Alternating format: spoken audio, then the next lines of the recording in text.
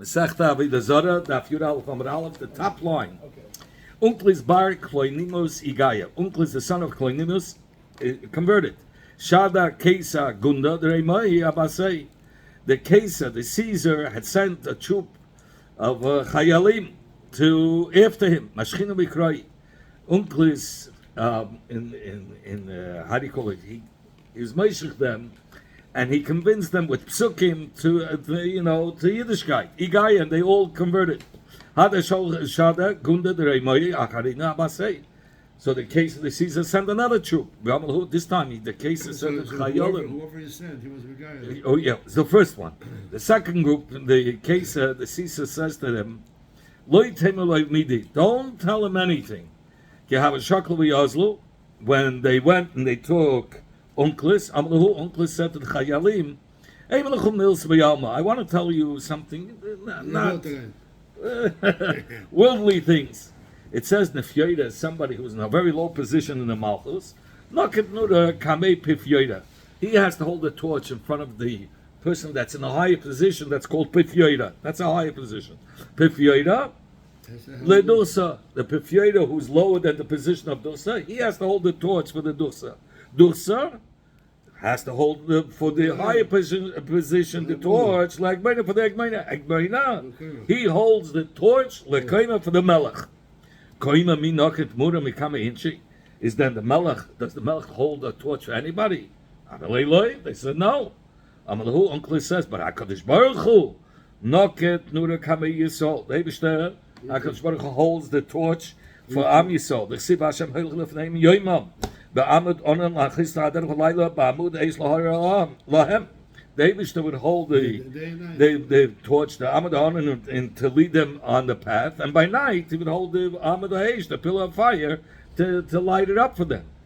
When they heard that HaKadosh Baruch Hu holds a torch, the Melech Malcham Lachem, Igaya, they too converted. The second troop, Hada Shada Gunda Achrina Abase, he sent the third troop, through a group of troops to get Unclis. Amalahu. He went to arrest him? He wanted that he should come back to Mlucha. He was a special person. He was very knowledgeable. So he left. He left. When He became a gay. There's no Unclis that we say. Amalahu. So the Kaiser commanded the third group, listen, Loitishto me eat me day bahade, do not talk about anything to him. When they grabbed him, they walked with him, nobody said a word. Chazim mezusta, the man chapischa, Uncle saw a mezuzah on the doorpost. He put his hand on the mezuzah. You're supposed to put a hand on the mezuzah. Here we learn out, when you pass a mezuzah, you always have to put your hand on the mezuzah. Put a hand on the mezuzah. Yeah. So he put his hand on the mezuzah, and he asked these people, the troop, my hi, what is this thing on the wall? He asked them. So he got them started. So they said, the Chayalim said, hey Malanat, you tell us. So he said, very good. Okay, he says, Minhagish Alaylam. And you got me started, I'm telling you now. Minhagish Alaylam is Melech Bas Vadam Yeshem Bifnim. A Melech Bas Vadam sits inside the palace. And the Avodim guard them from the outside. You know how it works with Hashem? Avoda Bifnim. And the Avodim sit in their houses and their palatzim. And they hitze from the outside. Never like it says, Hashem Yishmat, Seischel, Veyachmiyat is watching you. When you're going in, he's always at the outside watching you when you're going in and out. When they heard that, wow, is that God? Igaya? I'm saying, they converted. That's it. No more. He didn't send any more troops. He didn't want to lose any more people. It's a very similar story we find with the Baal Shem Tov. I'll say after. You heard the story with the Baal Shem Tov. Very, very simple. We'll say it at the end. David told Rivka, because she was complaining, she was having pain in her pregnancy. So they told her, you have two nations in your stomach. And it's Yaakov and Esav. Esav is the father of Edom, and Yaakov was Abi Yisrael, father of the Yidden. Have you said the name of Rav? The way it's written in Goyim, it's not written with a vav. It's Gimel Yud Schlossman. So I'll take Goyim, don't read it as nations, Elagayim, proud, pride and proud. Ze Antoninus, Virabi. It's referring to Antoninus, who was the case of Rome, which we learned yesterday. He was best friends with Rabbi, and Rabbi Nasi of Yisrael. Both of them, Shalei Pascal Shechanam, they never were missing on the table. Loi Chazeres, not lettuce, Loi Kishus, not cucumbers, Loi Tznoina, not radish. Loi B'Yimai Loi B'Yisach not in the sunny season, not in the summer, not in the winter. These are very expensive vegetables, and they always had it. So the Amamad, Hannah said, Tznoin Mechatech. Tznoin cuts the food in your stomach. Chazeres Mahapech HaMeichel. Chazeres turns over the food, and it makes it, yeah, it helps the system. Kishus Machiv Me'ayim, and the cucumbers widen the intestines. It's good, it's healthy. But we learned in the Yeshiva Rabbi Yishmael, why is it called Kishuin? Because it's hard for the body of the person. Kacharov is like shverden, like swords. So you see, it's not good. What are you saying? The cucumbers are good. And if you want to like kasha, if it's big cucumbers, that's not good. Big cucumbers is not good for the goof. But bezut, yeah, that's good. Can't you cut it up? Yeah, one is called cucumbers, and the big one's called. The cucumber is the big one. Zucchini? No, zucchini is not the same thing. No, zucchini is the squash. One squash, like, yeah. Okay, It's a schneiden. What's the difference? yeah. Oh, okay. The dill pickles, man. The dill pickles. But if you want to see all kinds of pickles, you go to his. Right. Okay, these are the chaggis. These are the chaggis of the goyim. Yom HaLeida, Yom HaMisa, the day of birth, the day of death of the king, the day of the birthday of the king, the day of the death of the king. Those are the chaggis by the goyim. It makes but the Mishnah said only if there's a sreifa, when the king dies and they burn his personal items, meaning to say that nobody was fit to go into his shoes. So that's why we burn his personal items, because the next king is not as great as the previous king. So they make a chogah. So the 3 days before, if you're allowed to do business before with a goy, because they're dealing with the chogah, What were they burning? his bed or his anything that he used. They said another king or new king is not fit to go into the shoes of the old king. So the burning think that his private usage. So you want to cloud from here. What do you see? It makes no difference if it's a misa with death or misa burning, or misa he died without them making a ceremony of burning his personal item. Nevertheless, they would serve their getchkes. So we see according to Hameya, the sefer was not part of the ceremony or part of the service to Avitz Yicham. It wasn't a chok. He didn't have a burning still. The chogah went on. So this had nothing to do with the chogah, the burning. So when somebody dies up there, the big chogah? They made a king died, only a king. Miklal the Rabbanim Sabri, sefer chukah. The Rabbanim said only if there was a sefer, then they had the chogah. But if there was no sefer, there was no chogah. In fact, you want about Tanya, so you want to ask some discussion. It says Sefer Malachim that they would burn the klei tashmishim, the personal usages that they use. The loy medakei amiri, and it's not from the no. We're talking about the king's stuff they would burn. But the Melech didn't burn that time. No, the Melech died, so they would burn his. No, they would. The loy medakei amiri, and he says we're talking about Yiddish kings that they would burn their personal usages. And we didn't consider it as Dach Amiri, as the Derech from the Goyim. The and if you're going to say the burning of the Chafotzim of the Melech is Chukah, is part of the Chagah, Chukah is a Chayk, Anan Heichesafin, how can we now go burn the Tashmishim of a Melech Yisrael? It says you shouldn't follow the Goyish Avagin. So the kasha is if it's verbrannt, and this is part of this was a chayk by going to do such a thing. So how can we do? We're not allowed to follow the chokim. Ela the Kuli Alma Sefer Lav Choki. Everybody held the Kuli Alma that burning is not part of the Choga. Ela Chashivusehi, it's also showed of the Chashivus of the king, that the next king was not really fitting to fit in the shoes of the previous king. And this is what they were both arguing. The Abeya and the Abanan. Abeya Sava, Loishnam Misa Sheish Basefa, Loishnam Misa Sheish Basefa, Polchi Balavid Zicham. It made no difference. This Chashivus was still there even if they didn't make a Sefer, and they would serve the Getchkes on the day of his death. Rabbanan Sabri, no, Misa Sheish Basefa Chashiva Lahu Polchla, Polchiba. Misa showed that he was a Cheshiva king, and because of his Chashivas, that's why they served the idols. Shein was Sefer, but if there was no Sefer, like Chashiva, like Polchiba, it wasn't a Cheshiva king, so there was no need to celebrate and serve the Getchkes. So you see, the burning wasn't part of the Chagah. The burning was to tell you what's for Amelech it is. Ebez Amelech Choshev. So Ebezem Fabrent, if they did a fire, it was a Choshev a king. So therefore, they served the idols that on the day of his death. So then the Jewish kings, are allowed. It's not a chayk. Go from Memphis. We learned previously. Say from Al Malachim, we burn the clay tashmishim of the Malachim. There's no Easter of following Goyish Chukim. Never like it says in the pasuk with Shalom Tammuz, in peace you should die. He says, and in the burning of the Tashmishim of your fathers, the kings that were before you, so it should be burned. So we learn here a mark from the pasuk that you have to burn the clay Tashmishim of the king, and you're allowed to do so, even though the Goyim do the same. And says the Gemara, Ukeshem the Hemshchav, the Bible goes like this: Ukeshem sheseif na'al hamalachim, kach seif na'al hanasiyin. Just like they burned when it came to a Melech, they burned his clay tashmishim.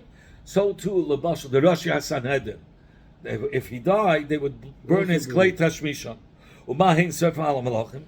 What did they burn by the Malachim and by the Nasim? Mitosan, the beds, or clay tashmishim, and the kalim that they used. There was a story with Rabbi Gamil Azakin who passed away. And Unklis, the convert, burned 70 mana of tzuri. How did he have money? In fact, how could he? How was he allowed to do that? He had his money. No, money. He burnt his own money, Unklis, in the celebration. Yeah. In fact, how could he do such a thing? Or his money, or Ram Gamil's money. You said what are the items that you burn by a nasi? Mitasan uklei tashmishon. Why did he burn money? Money is not part of the equation. That's mamash bal tashchis. Ema says the Gemara Unklis, when he burned the clay he burned the tashmish of Ram Gamil that was worth. Not the money that was worth b'shivim mana tzuri. That was the worth of 70 mana of tzuri. Yeah. There's so many things he had. Or the things that he had were so tired, so expensive that it was worth 70 mana of tzuri. So they didn't destroy anything else. By the time we learned Nabraisa, Oikrin, they would uproot or cut the gidim of the Balachayim above their hooves, ala malachim, for the covet of Malch Yisrael. That the behemoth should be possible for others to use it. They cut from the knee down from the behemoths that the malachim use, so nobody, if no king after should be able to use that same horse. Let's say. So why they kill him? That's what they did. And that's not following the ways of Ameri. Omer Papa, sus sherachav alav. 1 minute. So Mishum Dach Ameri, Chafetzim, that was in addition to the bed and the clay tashmishim. Why did the previous Brisa say you only burn the bed and the clay tashmishim? Here it says that they burn the susim. Amar Papa sus sherach alav amelach. Which sus did they cut? The one that he wrote on. So it's clay tashmishim. They weren't Eikar, but Tanya we learned in the Braisa, Eikar Sheish Bas Treifa, also Eikar, meaning that a behemoth that they made it Treifa, that, but it's So it says it's also to do it for the Kavod HaMelech. It's forbidden to be matif a behema, even though he's not going to be use it in the future. So The Ika sheim ba hafichas behema leteifa mutter. what was Ikar? Ika means to uproot, to cut. You're messing it up. You're messing up the animal and you're making it that it should die. You're causing it to become sick. That's also to do it for the Kavod HaMelech. But the Ika sheim ba teifa. But once if it's a Ika that it doesn't make it into a sick animal, mutter, you're allowed. It's not a kosher animal. That's what he means. No. He means treifa that to make it sick, that it's unusable. So, but if it's an ein ba treifa, but if it doesn't make the animal a treifa, then it's mutter. What kind of a ikar is that it's not going to be treifa? If you cut from the knee and downward, it doesn't make it into a treifa. So, l'cheira, from this that the Brisa says it's forbidden to be matrif, the behemoth, to make that behemoth treifa. So obviously we're talking about behemoth trainers, because by which made it us to eat, but not by a horse, which is a behemoth tmeya, because a horse which is a behemoth tmeya, there's no union of treifus. It's l'chatchila no good. So how could you count behemoth trainers that you're allowed to cut from the knee and down? What usage was there for the behemoth trainers? If you want to take my papa, it was a calf that pulled a wagon in which the king sat in. That's the type of a usage and the type of behemoth trainer that was used for the king. It was an egla that was meishich the wagon. So There was the horses that slept there. it was horses also. But it says also in the Braisa, in the Hemshech of the Braisa, that if you're going to do such a uprooting that will make it treif, it's also. That's not going to make it treif is mutter. Where's the chilik between treif and not treif? Only by a Torah dika behema. By a sus, a tamid dika behema, there's no such a chilik between treif and not treif. So where you see, so you're talking about obviously by Torah dika behema in the Braisa, and you're allowed to do a ikar. That's not going to make it treif. Where was there such a behemoth trader that was used by the king? So he says the egla that pulled the cutting in which the calf that pulled the wagon in which the king was sitting in. We learned now Mishnah Yom Tiklachas Hakone Ublu Risa. We learned that one of the chagim of the goyim is the day that they shaved off the beard or the day that they cut off the ponytail. Where is it in the Mishnah that says? That's what they do. What is the pshat in the Mishnah? Yom Tiklachas Hakone B'Halakas B'Lei Risa. Is it just for shaving the beard itself is a chagah? And even if you leave the ponytail, and Avoda, or you need both in order to make the chagah. Come and here, and I will answer you. The Tanya, we learned in the Braisa, Havayu. Both were learned in the Braisa. Yom Tiklachas Hakone, v'hanochas b'leirisa. And another Braisa we learned, Yom Tiklachas Hakone, v'havodas b'leirisa. So one Braisa says, without cutting off the ponytail. And another Braisa says, with cutting off the ponytail. Wasn't this against us? We have to know how many days before we should stop being. Is it a chagah or not? We have to know how many days before we should stop. Or that day, if you're allowed to sell, if it's Yom Eidah. So we have both Braisas, right? So he says like this: the first Braisa learned only cutting off the beard as a chagah, like the first piddush, and the second Braisa was like the second piddush. Rav Yehuda said in the name of Shmuel, Oid, acheres yesh b'reimi. There was another chagah that was in Rome. Achas l'shim shana navim adam shalom. Once in 70 years, they would bring a guy who was the fest gebot. He was healthy. And they would put him on a person that was limping. Why? Because the gefes gebot, the one that was healthy, corresponded to Esau, and the chiger corresponded to Yaakov. And they would clothe him. So they want to show that Esau is on top and of Yaakov, even though Yaakov stole the brachas from Esau. So they would put him on the one that was Yaakov standing. was looking with the Malach when he had to Yes, fight with the Malach. yes, what- that's why it corresponds to Yaakov, because Yaakov started to limp after he fought with the Malach of Esau. He pushed out his Yerech. Anyway, so they clothed the one on the top, the healthy one, with the begad ma'abab marishain. Umanichan loy bereish kakif loy sharab Yishmael. Rabbi Yishmael was a beautiful looking man, and the daughter of the king lusted him. She said, "Such a beauty." So they made it. They peeled off his face and they preserved it, and they preserved his face. They killed him. He was from that zara Haruge Malchus, and they peeled off his face, and they put it on top of this guy who was sitting on top of the chiger. And they hung on his neck fancy jewelry, the most rare stones, worth of 4 zuzah, and they would cover the marketplace with this special stone, and they would call out before him, Sach, the calculations that Yaakov had made, Kiri, towards the end of the Galus, Palaster is Sheker. That's what they would call out. They called him a liar. Achud, Marana, Zaifana. The brother of our master Esau is a falsher, is a liar. The Chami, those that saw it. Udoloi Chami, Loi Chami, whoever didn't see it. Maya, because they wouldn't see it again. Because it happened once in 70 years. So if it happened once, not many people would see it again. Maya Hani Le'amah B'Ramah, I will say. So what did it help this Ramai, meaning Yaakov with his Ramois that he stole,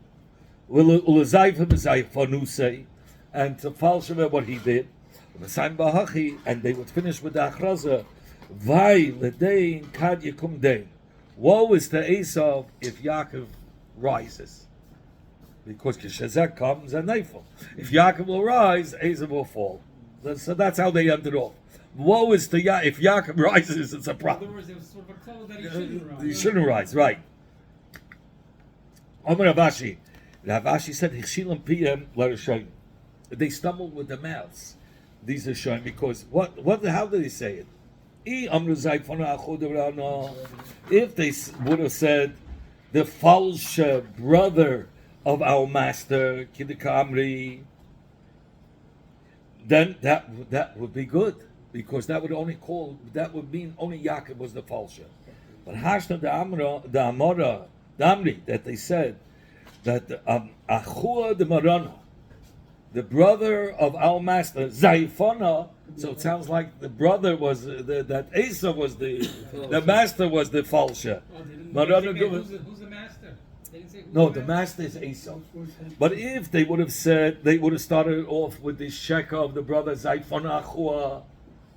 If they would have said the sheker of the brother of the master, that means Yaakov, only the brother of the master is Esau. Zaifana Achua means Yaakov the falsher, the brother of Barana. But they didn't say it that way. They said Achu Marana, the brother of our master, Zaifana, the falsher. Who is that? Maybe it's Esau, Barana Gufi, Zaifana. That means our master is the falsher. Okay. And that Tani Didan, our Tana, my Tana like Chashula. Why doesn't our Tana count this additional Chagya? Says he only counts those Chagim that were every year. Those Chagim that weren't every year, he wouldn't count. This was once in 70 years. We don't count it. So these Chagim that we. Why did they pick 70 years? What's the Shivas of 70? That's time between the two. Huh?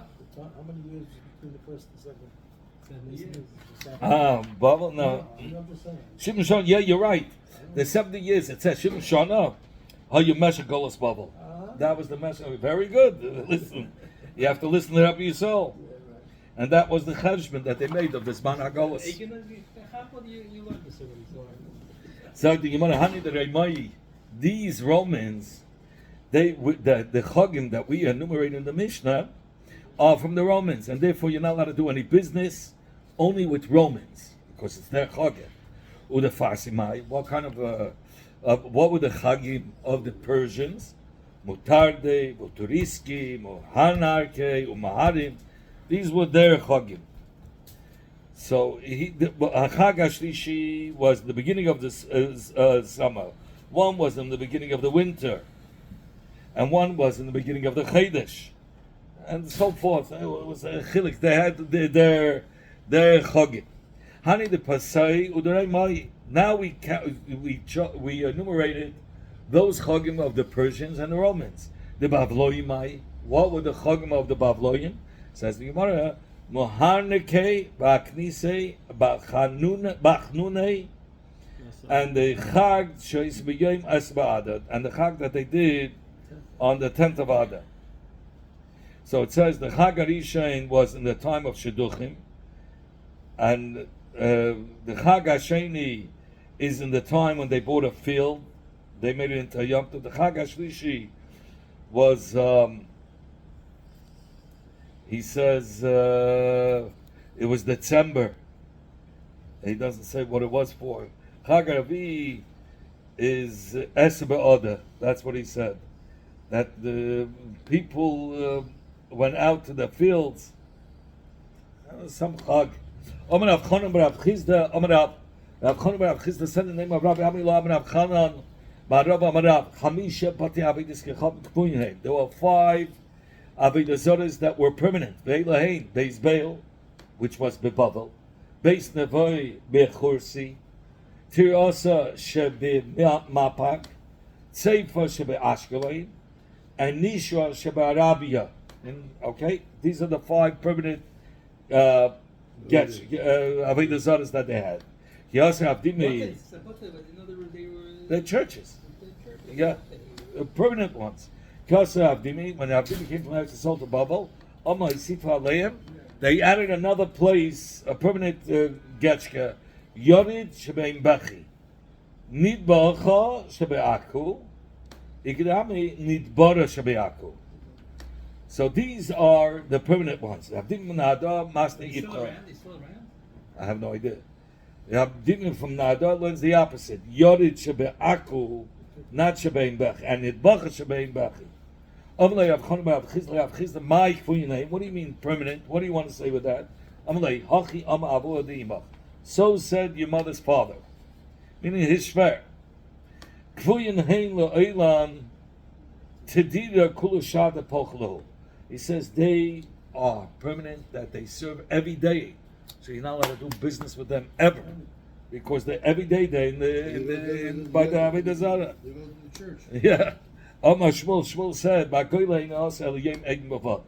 in Golus, you're not allowed to do business only on the Chag itself. In fact, on the day of the Chag, it was really Hasa. But Rabbi Yehuda allowed Rabbeinu to sell wine, and to Rabbi Yehuda was mated to sell wheat. B'chaksa de Tayoy, in the Chag of the Seicharim. He says one day in the year, all the salespeople of the city would come and meet in order to eat and drink and bring korbanos to the Getchke. Says you want a shiny Chaksa de Tayoy.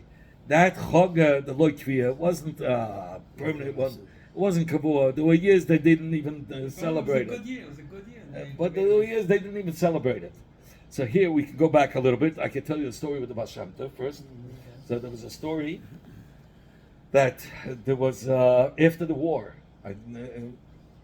There was the Baal Shem Tov's time, so it had to be in the 1600s. French Revolution? So one of the top generals he wanted to know what's going on with his sister. And he couldn't find her. It was impossible to find her. He's looking for his own sister. She got lost. Yeah, he doesn't know. After the war, he couldn't find her. So the general made meetings to they should look around, and they didn't find her. He really got upset. He says, "If you don't find me, I'm knocking off. No more generals. Meaning you're out. You can't find you. What are you worth?" One general says there's a Jewish man who could see things and he could tell you where it is. Who's that? The Baal Shem Tov. Okay, so they send a group to bring the Baal Shem Tov to the general, and the group comes to the Baal Shem Tov's house, and they come to the Baal Shem Tov and they tell the Baal Shem Tov, "You have to come with us." The Baal Shem Tov says, "I don't have time." So they tried to grab him, and they all froze. And they're waiting, and the group is not coming back. He sends another group. The second group comes, and they want to grab the Baal Shem Tov, and they all freeze again.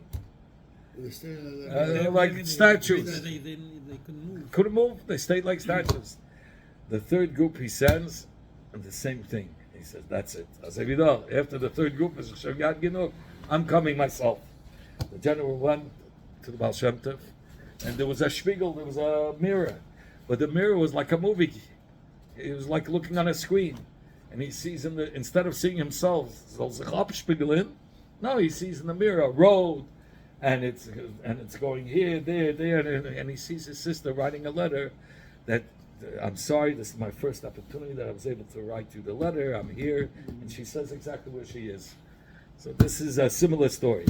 Now telling you about Antoninus and Rebbe. So what happened? They So at the end when he saw that, he told the Baal Shem Tov, "I'm sorry," and he asked the Baal Shem Tov if he could unfreeze his soldiers. He of course he did. He asked him, "How could I pay you back?" So he told him, "I want you to remember that not to harm the Jews." And later on, we see it came into play. With Al Rebbe, later on, there was a fire in town. I'll get to that. That's too big of a story. But telling you about Antoninus and Rebbe, in the previous block, we learned Antoninus and Rebbe was so close.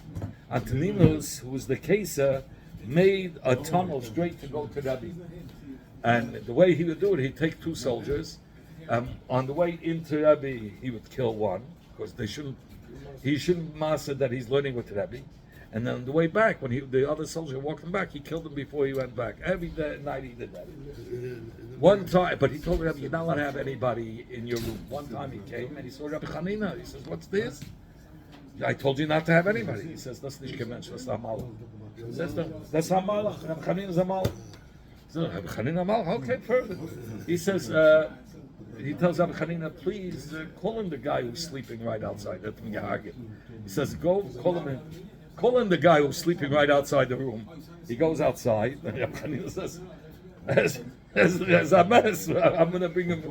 And he says, "If I go back and I tell him he's dead, bad news. He doesn't want to be the bad news bearer to the king. And if I run away, then he's going to come after me. I was Misalzim the Tzivah of the Melech." I think Yedavant at Mechayim Mason given, and he brought him in. So Antonina says, "Listen, I know even the smallest one of you guys could be Mechayim Mason, but don't ever bring him in again." But we have more stories with Antoninus. Yeah, Antoninus, Ad Kedei Kach was serving him food and drinks, and when he wanted to go to bed, Antoninus went on the floor. He said, "Step on me to go into your bed." So he said, "No." When Rebbe Yehuda Hanasi would go to bed, Antoninus went on the floor. He says, "Please step on me, so I should be able to go into that. I want you to be able to step me to go into bed." So Rabbi said, "No, Hazab Bezayin, I don't want to do for a king." But so yes, will I be at least your rug in Elam Haba? He says, "Absolutely." Rabbi told him. Yeah, but there was the stories. His daughter was a Zaina. So they never spoke because everything had to be. How he wanted to learn with